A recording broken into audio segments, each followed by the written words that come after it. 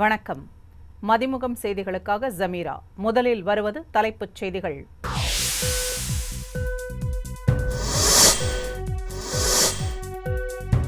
இன்று வெளியாகிறது திமுக வேட்பாளர் பட்டியல். காலை 10:30 மணிக்கு ஒரே கட்டமாக வெளியிடப்படும் என தகவல்.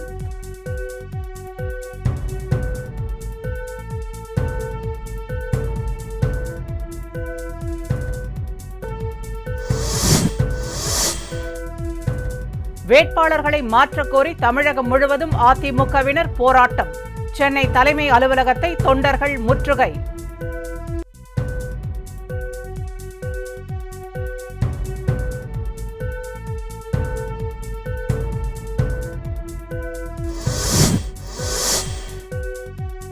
மதிமுக போட்டியிடும் 6 தொகுதிகளின் வேட்பாளர் பெயர்களை அறிவித்தார் வைகோ. மதுராந்தகம் தொகுதியில் போட்டியிடுகிறார் மல்லை சத்யா.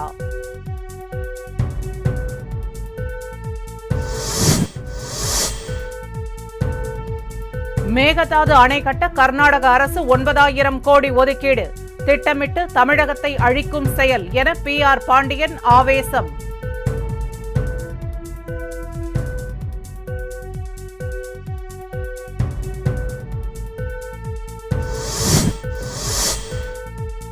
மேற்கு வங்கத்தில் பாஜகவுக்கு எதிராக விவசாயிகள் தீவிர தேர்தல் பிரச்சாரம். 26ஆம் தேதி நாடு தழுவிய பந்துக்கு அழைப்பு.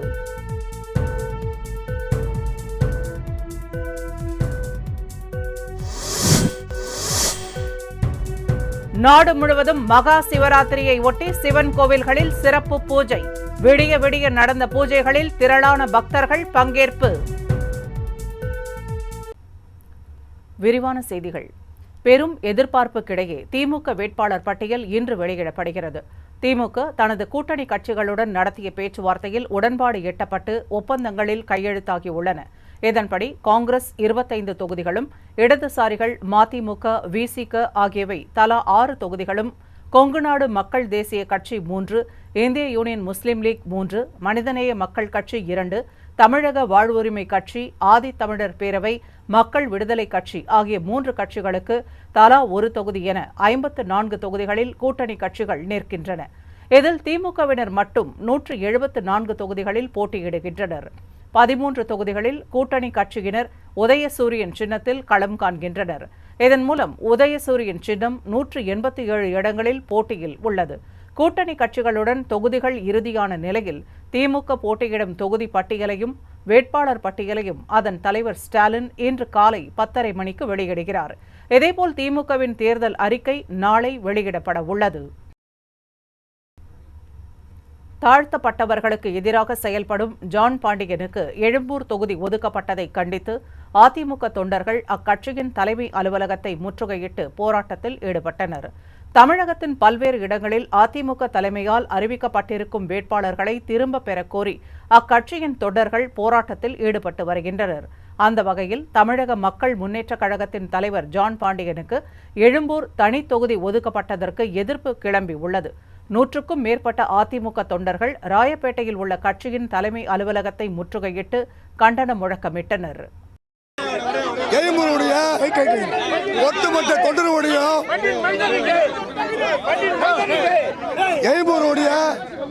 கட்சியினுடைய உறுப்பினர்கள் அடிபட்ட தொண்டர்களுடைய மனநிலை திரு ஜான் பாண்டியன் அவர்களை மாற்ற வேண்டும்.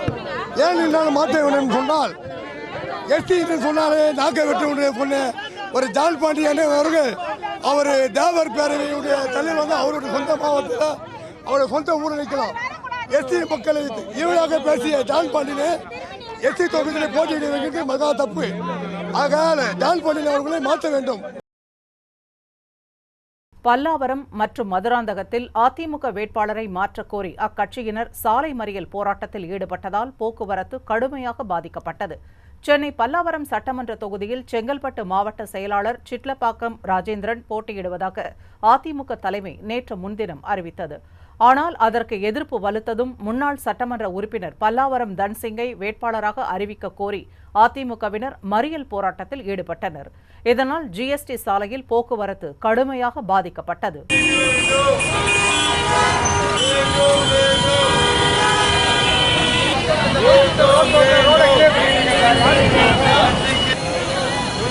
ஒழிக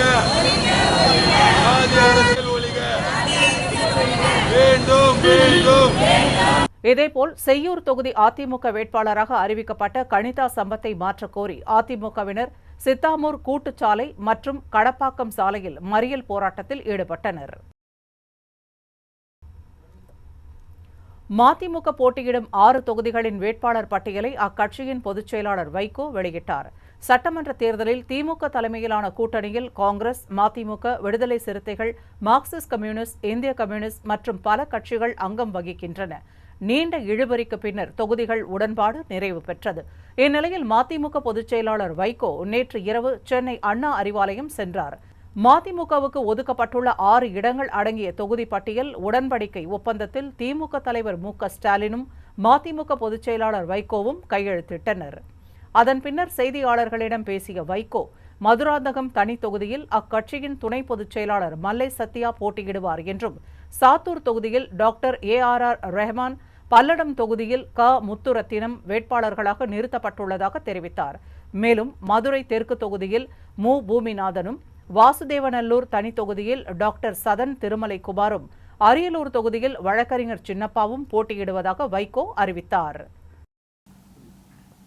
நடைபெற இருக்கின்ற தமிழ்நாடு சட்டப்பேரவைக்கான பொதுத் தேர்தலில் மறுமலர்ச்சி திராவிட முன்னேற்ற கழகத்தின் சார்பில் போட்டியிடும் வேட்பாளர்கள் மதுராந்தகம் மல்லை சத்யா, சாத்தூர் டாக்டர் ஏ.ஆர்.ஆர். ரகுராமன், பல்லடம் முத்துரத்தினம், மதுரை தெற்கு பூமிநாதன், வாசுதேவநல்லூர் டாக்டர் சதன் திருமலைக்குமார், அரியலூர் வழக்குரைஞர் சின்னப்பா.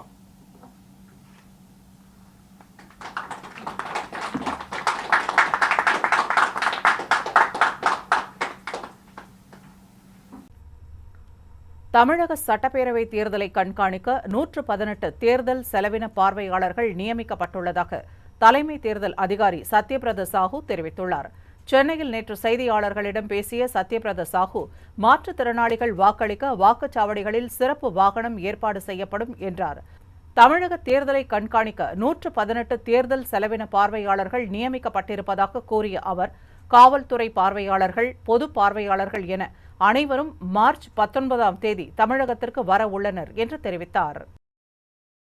பொன்னேரி, வேளச்சேரி, தென்காசி, ஸ்ரீபெரும்புதூர், சோளிங்கர், வேலூர் உள்ளிட்ட 25 தொகுதிகள் காங்கிரஸ் கட்சிக்கு ஒதுக்கப்பட்டுள்ளன.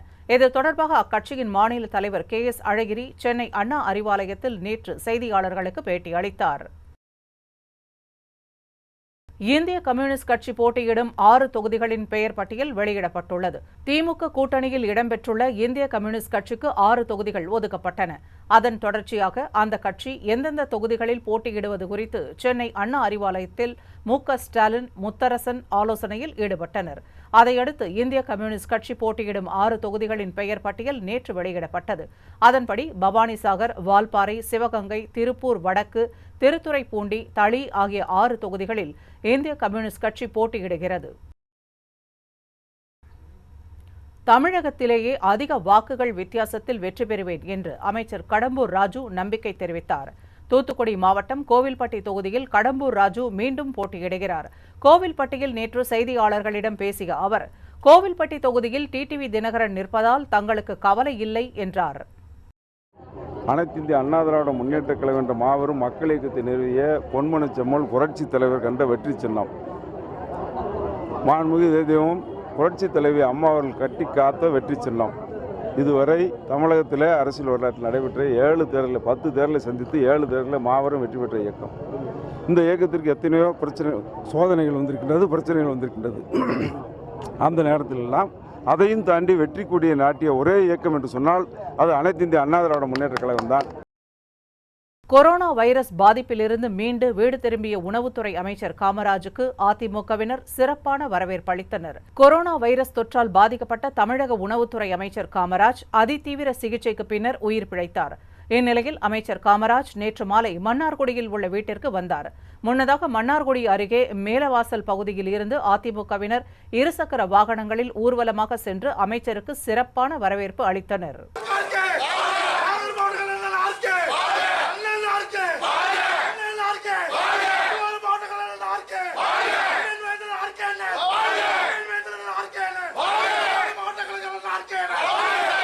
இறைவனோட அருள், அம்மாவோட ஆசி, திரும்ப வந்தாச்சு.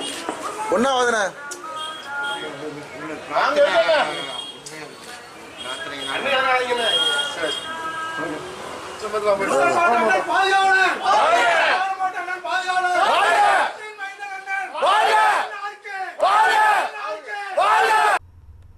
நீலகிரி மாவட்டத்தில் பொது இடங்களில் முகக்கவசம் அணியாமல் இருந்தால் 6 மாத சிறை தண்டனை விதிக்கப்படும் என்று மாவட்ட ஆட்சியர் இன்னசென்ட் திவ்யா எச்சரித்துள்ளார்.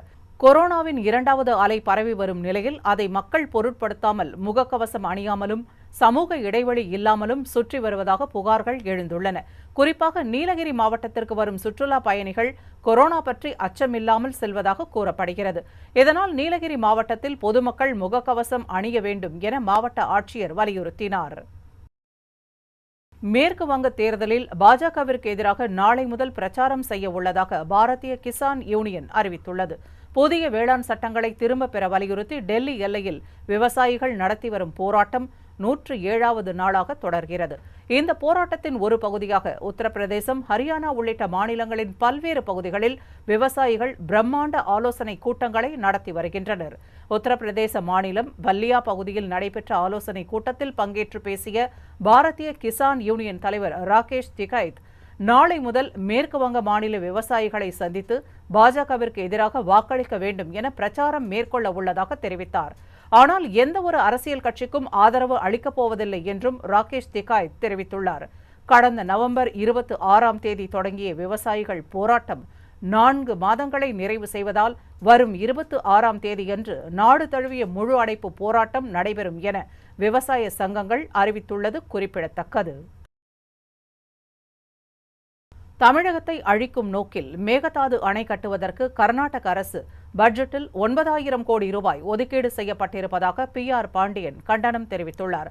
தமிழக காவிரி விவசாயிகள் சங்கத்தின் பொதுச் செயலாளர் PR பாண்டியன் மன்னார்குடியில் நேற்று செய்தியாளர்களை சந்தித்தார். அப்போது மேகதாது அணை கட்ட உச்சநீதிமன்றம் தடை விதித்திருப்பதை அவர் சுட்டிக்காட்டினார். காவிரி ஆறு தொடர்பான அனைத்து அணைகளும் காவிரி மேலாண்மை ஆணையத்தின் கட்டுப்பாட்டில் இருக்கும் நிலையில் கர்நாடக அரசு மேகதாது அணை கட்டும் செயலில் முனைப்பு காட்டுவது கண்டிக்கத்தக்கது என PR பாண்டியன் கூறினார். திட்டமிட்டு தமிழகத்தை அழிக்கும் செயல் என்றும் அவர் தெரிவித்தார். தேர்தலில் வெற்றி பெற்றதும் அதிமுகவை மீட்டெடுப்போம் என அமமுக பொதுச் செயலாளர் TTV தினகரன் கூறியுள்ளார். சென்னையில் நேற்று செய்தியாளர்களுக்கு பேட்டியளித்த அவர் அதிமுகவின் உண்மையான தொண்டர்கள் அமமுகவிடம் வருவார்கள் என தெரிவித்தார். மேலும் ஜனநாயக முறையில் போராடி வெற்றி பெற்று உண்மையான அதிமுக தொண்டர்கள் ஒன்றாக இணைந்து கட்சியை மீட்டெடுப்போம் என்றும் தினகரன் கூறினார். அதிமுக அம்மாவுடைய கட்சி, தலைவருடைய கட்சி. அது இந்த தேர்தலில் நான் தான் சொன்னேன், அம்மா மக்கள் முன்னேற்ற கழகம் ஆரம்பிக்கப்பட்டதே அதிமுக மீட்டெடுக்க. ஜனநாயக முறையில் நாங்கள் போராடி வெற்றி பெறுவோம்னா நீங்கள் கூட கேட்பீங்க, என்ன இன்னொரு கட்சி ஆரம்பிச்சுட்டு எப்படி முடியும்னு. தேர்தலில் வெற்றி பெற்றதும் உண்மையான அதிமுக அம்மாவுடைய தொண்டர்கள்லாம் ஒன்றா இணைவோம். இதனிடையே அமமுக சார்பில் போட்டியிடும் 50 வேட்பாளர்கள் அடங்கிய 2ஆம் கட்ட பட்டியலை அக்கட்சி வெளியிட்டுள்ளது. இதில் TTV தினகரன் கோவில்பட்டி தொகுதியிலும், நேற்று காலை அக்கட்சியில் இணைந்த ராஜவர்மன் சாத்தூர் தொகுதியிலும் போட்டியிடுவதாக அறிவிக்கப்பட்டுள்ளது. மகா சிவராத்திரியை ஒட்டி சிவன் கோவில்களில் சிறப்பு பூஜைகள் நடைபெற்றது. இதில் திரளான பக்தர்கள் கலந்து கொண்டு சாமி தரிசனம் செய்தனர். சிவன் கோவில்களில் நடைபெறும் விழாக்களில் மகா சிவராத்திரி விழா மிகவும் பிரசித்தி பெற்றதாகும். அந்த வகையில் நேற்று தமிழகம் முழுவதிலும் உள்ள சிவன் கோவில்களில் மகா சிவராத்திரி விழா சிறப்பாக நடைபெற்றது. சிவராத்திரியை ஒட்டி சாமிக்கு சிறப்பு அபிஷேகம் மற்றும் பூஜை நடத்தப்பட்டது. மாலை 6 மணிக்கு தொடங்கி இரவு 8 மணி, நள்ளிரவு 12 மணி பூஜை நடைபெற்றது. அதிகாலை 2 மணி, 4 மணி, காலை 6 மணி என பூஜைகள் நடைபெற்றன. இதில் திரளான பக்தர்கள் கலந்து கொண்டு சாமி தரிசனம் செய்தனர். சசிகலா அரசியலில் இருந்து விலகும் முடிவு அவரால் எடுக்கப்பட்ட முடிவு என்றும் அவரை யாரும் நிர்பந்திக்கவில்லை என்றும் திவாகரன் தெரிவித்துள்ளார். அண்ணா திராவிட கழக தலைவரும் சசிகலாவின் தம்பியுமான திவாகரன் மன்னார்குடியில் நேற்று அக்கட்சியின் சார்பில் சட்டப்பேரவை தேர்தலில் நிறுத்தப்பட்டிருக்கும் 17 பேர் அடங்கிய முதல்கட்ட வேட்பாளர் பட்டியலை வெளியிட்டார். பின்னர் செய்தியாளர்களிடம் பேசிய திவாகரன், TTV தினகரன் சுயநலவாதி என குற்றம் சாட்டினார். அரசியலில் தன்னை விட சசிகலாவிற்கு பெயர் வந்துவிடக் கூடாது என டிடிவி தினகரன் செயல்பட்டதாகவும் அவர் புகார் தெரிவித்தார். அந்த ஜெயா டிவியும் நமது எம்ஜிஆரும் என்னது இல்லைங்க, எங்க அது அதிமுகவோடதுங்க, அது அதிமுகவோடது. அது இப்போ யார்கிட்ட இருக்குன்னு எனக்கு தெரியாது. பல பேர் பொய் கணக்கு எழுதி சாப்பிட்டுக்கிட்டு இருக்கான். அதில் சொல்றது புரியுதா? அது என்னைக்கு ஆரம்பிச்சாங்களோ அன்னையிலேருந்து இன்ன வரைக்கும் லாஸ் கணக்கில் தான் போயிட்டு இருக்கு. அங்கே நடக்கிற ஃப்ராடு எனக்கு தெரியும்ல, உங்களுக்கு தெரியாதுல்ல அது. இங்கே இருக்கிற நிருபருக்கு தெரியுமா? ஜேடி நிருபருக்கு அங்கே என்ன ஃப்ராடு நடக்குதுன்னு தெரியாது. இளைஞரணி சார்பாக ஜெயலலிதா போட்டியிட வாய்ப்பு இருக்கு. எங்க அது அவர்கிட்ட கேட்கணும், நாளைக்கு தான் கேட்கணும். இரண்டாவது வேட்பாளர் பட்டியலில் மன்னார்குடி இடம்பெற வாய்ப்பு இருக்கா? இனிமே தான் நாங்கள் பேசணும். புதுச்சேரியில் 1ஆம் வகுப்பு முதல் 11ஆம் வகுப்பு வரை பயிலும் அனைத்து மாணவர்களும் தேர்ச்சி பெற்றதாக துணைநிலை ஆளுநர் தமிழிசை சவுந்தரராஜன் அறிவித்துள்ளார். இது தொடர்பாக புதுச்சேரி துணைநிலை ஆளுநர் மாளிகை வெளியிட்டிருக்கும் செய்திக்குறிப்பில், புதுச்சேரியில் உள்ள அரசு மற்றும் தனியார் பள்ளிகளில் 1ஆம் வகுப்பு முதல் 9ஆம் வகுப்பு வரை படிக்கும் மாணவர்கள் அனைவரும் தேர்ச்சி பெற்றவர்களாக அறிவிக்கப்பட்டுள்ளது. இதேபோன்று புதுச்சேரி மற்றும் காரைக்கால் பகுதியில் உள்ள மாணவர்கள் தமிழக அரசின் விதிமுறைகளை பின்பற்றி 10 மற்றும் 11ஆம் வகுப்புகள் தேர்ச்சி பெற்றதாகவும் அறிவிக்கப்பட்டுள்ளது. மேலும் வரும் ஏப்ரல் 1ஆம் தேதி முதல் 1ஆம் வகுப்பு முதல் 9ஆம் வகுப்பு வரை படிக்கும் மாணவர்களுக்கு கோடைக்கால விடுமுறை அளிக்கப்பட்டுள்ளது. திமுக கூட்டணியில் இடம்பெற்றுள்ள விடுதலை சிறுத்தைகள் கட்சியின் சார்பில் நிறுத்தப்பட்டிருக்கும் வேட்பாளர்களின் பெயர்கள் அறிவிக்கப்பட்டுள்ளன. சென்னை அறிவாலயத்தில் நேற்று செய்தியாளர்களை சந்தித்த அக்கட்சியின் தலைவர் திருமாவளவன் வேட்பாளர்களின் பெயர்களை அறிவித்தார்.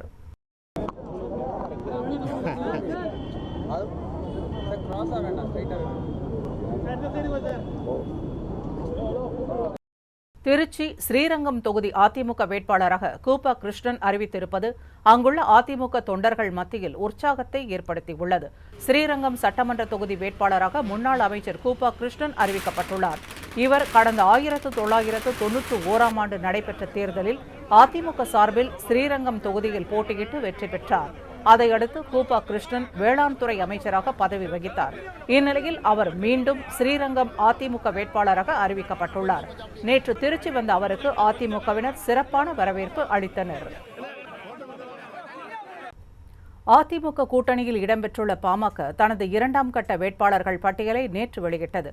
பாமகவின் 10 பேர் கொண்ட முதல்கட்ட வேட்பாளர்கள் பட்டியல் நேற்று முன்தினம் வெளியிடப்பட்டது. இந்த நிலையில் 9 சட்டமன்ற தொகுதிகளுக்கான 2ஆம் கட்ட வேட்பாளர்கள் பட்டியலை பாமக நேற்று வெளியிட்டது. மயிலாடுதுறையில் சித்தமல்லி பழனிசாமி, விருத்தாச்சலத்தில் ஜே கார்த்திகேயன், நெய்வேலியில் ஜெகன் போட்டியிடுவதாக அறிவிக்கப்பட்டுள்ளது. சேப்பாக்கத்தில் கசாலி, சோளிங்கரில் கிருஷ்ணன், கும்மிடிப்பூண்டியில் பிரகாஷ் உட்பட 9 பேர் போட்டியிடுகின்றனர்.